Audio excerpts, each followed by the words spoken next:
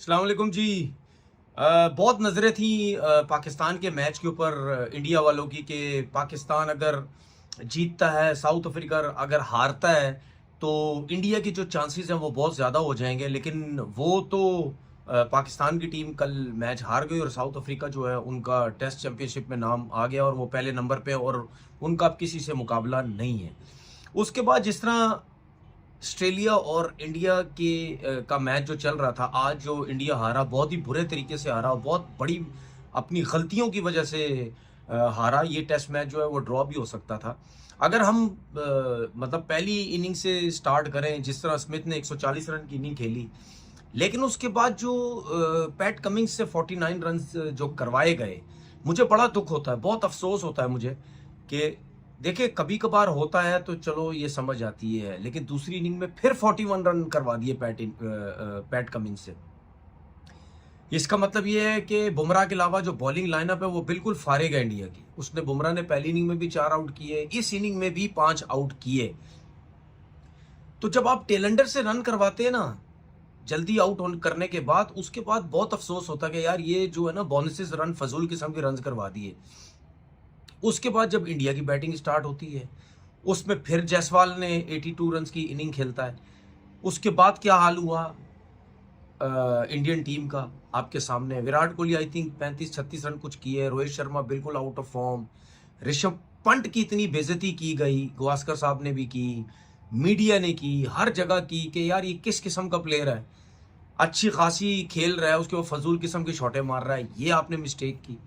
ये तो शुक्र करें कि नीतीश रेड्डी ने 100 रन की इनिंग खेल दी, नहीं तो टेस्ट मैच तो कल कल ही खत्म हो चुका था। इंडियन टीम तो वैसे ही फारिग हो चुकी थी कल। उसकी बड़ी मेहरबानी, नीतीश रेड्डी ने रन्स किए। चले जी, अब सेकंड इनिंग आ जाते हैं जो है वो ऑस्ट्रेलिया की। उसमें भी इतनी जल्दी आउट करने के बाद, ठीक है, उसके बाद जो है वो लबुशैन ने 70 रन की इनिंग खेली, फिर आपने पैट कमिंस से रन्स करवा दिए। ऐसा नहीं होता भाई, बार बार आप जो है वो पैट कमिंस से जो रन्स करवाए जा रहे हैं, क्योंकि इसका मतलब ये है कि जो बॉलिंग है आपकी वो किसी काम की बॉलिंग नहीं है। इस इनिंग में भी जो सिराज ने 5 आउट किए हैं, इसने सॉरी बुमराह ने जो 5 आउट किए हैं, तो भाई उसमें भी उसी की मेहरबानी। मैं आपको बार बार बोलता हूँ कि यार जो बुमराह है, अगर उसको टीम से फारिग करोगे तो फारिग है। अब मुझे एक बात बताएं ना यार, आपने नेथन लाइन से 41 रन करवा दिए, पैट कमिंस से भी आपने 41 करवा दिए, तो भाई ये तो फजूल किस्म के रन है ना। ऊपर से टीम जल्दी आउट करने के बाद एक मेन बैट्समैन था लबुशैन जिसने 70 रन की इनिंग खेली थी। बाकी अगर आप टेलेंडर से रन नहीं करवाते तो फिर देख लें इंडिया की टीम कहां खड़ी हुई होती, वो तो मैच जीत चुकी थी आराम से। सही है। उसके बाद तकरीबन 350 का टारगेट मिलता है, एक दिन बाकी है, 350 का टारगेट मिलता है। उसमें अगर इंडियन जो बैट्समैन है उनकी अगर ये सोच है कि हम डिफेंसिव क्रिकेट खेल के, डिफेंसिव क्रिकेट का मतलब समझ आ रही है आपको, 200 बोले, 200 कुछ बोले खेली जायसवाल ने, वो तो मैं कह ही नहीं रहा, चलो उसने रन्स भी 84 कर दिए। क्या पंट ऐसा प्लेयर है जो 30 रन कर रहा है 104-5 बॉलों के अंदर? रोहित शर्मा फिर आउट ऑफ फॉर्म, 9 रन किए 40 बॉलों पे। विराट कोहली ने कुछ नहीं किया।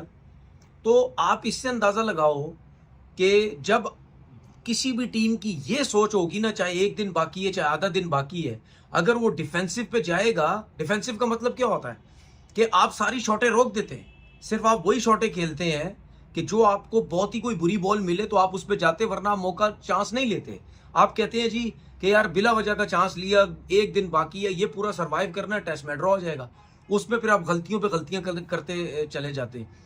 जब ये बात हमेशा याद रखना, जब आप टेस्ट क्रिकेट में, जब आप डिफेंसिव क्रिकेट खेलते हैं, आप बॉलर्स की लाइन बनाने लग जाते हैं।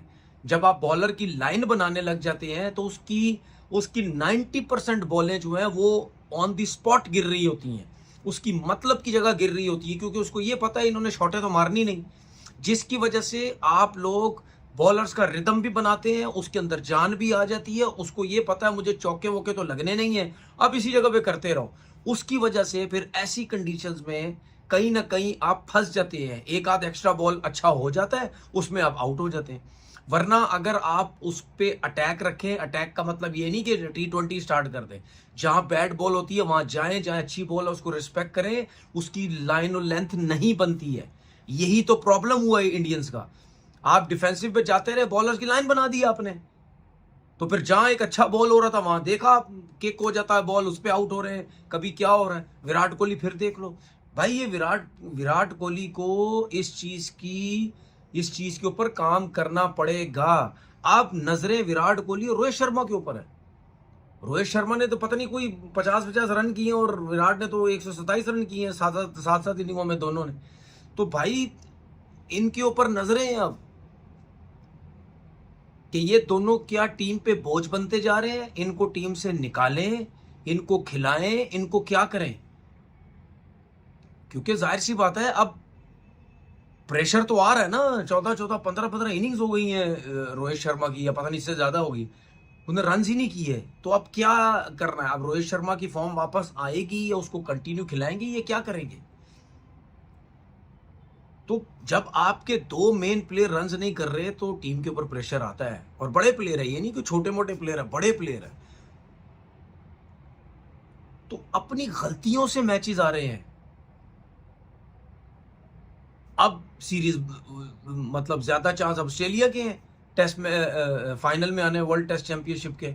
अब नजरें जी सेकंड आखिरी टेस्ट मैच के ऊपर है कि ये सिडनी में जी ये चीज ड्रॉ होगा तो फिर उसके बाद पता नहीं ऑस्ट्रेलिया और श्रीलंका का मैच होगा, उसमें देखेंगे क्या होगा, फलाना होगा। अब इस पे चल रहा है। मुझे नहीं लगता कि इंडिया की टीम जो है वो आखिरी टेस्ट मैच भी जीतेगी, हार जाएगी। और अगर वो आखिरी टेस्ट मैच हार गया तो इंडिया वैसे ही बाहर हो जाएगा। मतलब पथेटिक किस्म की क्रिकेट खेली है, बहुत बुरी और बहुत गंदी क्रिकेट खेली है, मिस्टेक्स पे मिस्टेक्स की है। अब एक चीज मुझे बताएं, ऋषभ पंत किस पे आउट हुआ? ट्रेविस हेड पे। अब ट्रेविस हेड ने, अब दोनों एंड से लेफ्ट हैंडेड बैटिंग कर रहे थे जायसवाल और ये ऋषभ पंत।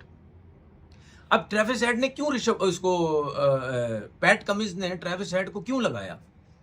उसकी वजह ये थी क्योंकि वो फास्ट बॉलर पे आउट नहीं हो रहा था। सही है। अब यही तो एक्सपेरिमेंट होते हैं। अगर आपने टेस्ट मैचेस जीतने हैं, आपको कहीं ना कहीं कुछ डिफरेंट चीजें करनी पड़ती है। जिस तरीके से हम बक बक करके थक गए कल के मैच में पाकिस्तान और साउथ अफ्रीका के, कि भाई जब 49 रन बाकी थे, 8 आउट हो चुके थे, आप लोगों ने रबादा पे और जैनसन पे क्यों नहीं बाउंसर्स करवाए? अगर नहीं करवाने थे क्यों नहीं स्पिनर्स को लेके आए? क्योंकि टेल अंडर स्पिनर जब सामने आता है या जो खुला डुला खेलने वाला आता है, वो उस पर रन बनाने की कोशिश करता है, उस पे आउट होने के चांसेस होते हैं। इसी तरीके से जब ऋषभ पंत जिस तरह बैटिंग करता है, उसकी आप शॉट्स जब रोकेंगे और कहीं ना कहीं आप वो समझेगा कि यार स्पिनर आ गया, अब जहां बैट बॉल मिली उसको पूरा मारूंगा, उसके आउट होने के चांसेस, उसने रिस्क लिया। एक स्पिनर लेके आता हूं, क्या पता ऋषभ पंत फारिग प्लेयर, दिमागी फारिग प्लेयर तो है ऋषभ पंत, जो पहली इनिंग में शॉट मारा और जो इस इनिंग में शॉट मारा, अक्ल छमल तो उसके अंदर है ही नहीं। बहुत सी शॉटें आप अपनी टीम के लिए ऐसे गलत टाइम पे मार जाते हैं जहां आप टीम फारिग हो जाती है। तो उसने चांस ली, उसने मारा, आउट हो गया। अब वो मारने वाला है, जरूर क्रिटिसिज्म होगा और तबीयत से पंत के ऊपर क्रिटिसिज्म होगा। और इंडिया का मीडिया तो आपको वैसे ही पता है, वो जिस तरह हम कहते हैं ना, बड़ा गद्दा मीडिया है, पड़ जाता। अपने हो बाहर वालों के पीछे पड़ जाते हो, तो अपनों को नहीं छोड़ते, तो बाहर वालों को छोड़ ही दो। सुबह दोपहर शाम अब मीडिया में इन्होंने यही टै मैं करते रहना है। ओ जी ये हो गया, ओ जी उसने गलत शॉट हो, उसने ये कर दिया, उसने वो कर दिया, फलाना कर दिया, ये कर दिया, वो कर दिया। तो आउटस्टैंडिंग कैप्टनसी की है, तभी तो उसकी पैट कमिंस की कैप्टनसी में टीम कभी फाइनल वर्ल्ड कप का जीत जाती है, कभी टेस्ट मैचेस जीतती है। ये मुझे पूरी उम्मीद है टेस्ट चैंपियनशिप में फाइनल में आने के इनके बहुत ज्यादा चांसेस है।